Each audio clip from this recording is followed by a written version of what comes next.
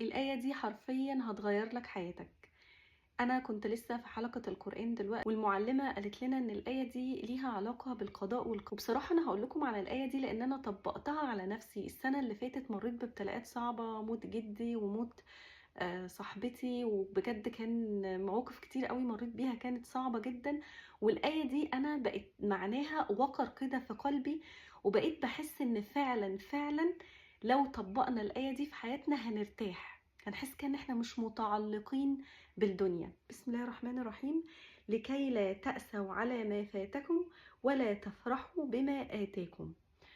نخلّينا دايمًا في وضعية الوسط، يعني إحنا عاملين كده لمّا هنفرح شوية، لمّا هنزعل شوية، وده صلب الإيمان بالقضاء والقدر. ليه؟ لإن إحنا لو متمسكين بالدنيا، متعلقين في الدنيا، أي حاجة حلوة طب أنا إزاي ما أفرحش أو إزاي ما أبقاش مبسوط؟ لإن الحاجة الحلوة لمّا تحصل هنفرح بيها أوي، أوي، قلبنا هيتعلق بيها أوي، أوي، وممكن ساعات كمان نوصل، المعلمة قالت لنا نوصل لغرور أو نوصل لكبر إن أنا اللي ليّا الفضل، إن أنا اللي وصلت للحاجة الحلوة دي، أنا اللي ليّا الفضل. بننسب الفضل ساعات لنفسنا مش لربنا سبحانه وتعالى. وكمان لو حصل وإحنا حبينا الحاجة دي ونسبنا الفضل لربنا وكل حاجة، بس اتمسكنا بيها أوي، أوي، ممكن تروح في أي وقت، فأنا ساعتها ممكن أنهار لو الحاجة دي راحت.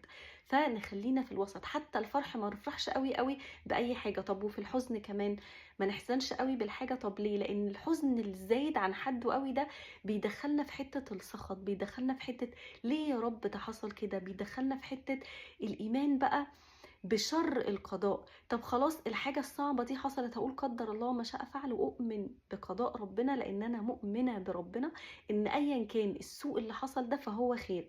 حاجة تانية بقى في الدنيا، لا الفرح هيدوم ولا الحزن هيدوم، فخليك عايش كده ومسلم أمرك لربنا. لو جت حاجة تفرح افرح بيها على قد الحاجة، لو جت حاجة تزعل ازعل على قد الحاجة. بلاش ان احنا نزود في هنا ونزود هنا، لان احنا كده هنبقى متعلقين بالدنيا بزيادة. لا، بلاش نتعلق بالدنيا لا بحلوها ولا نزعل قوي على اللي فاتنا فيها.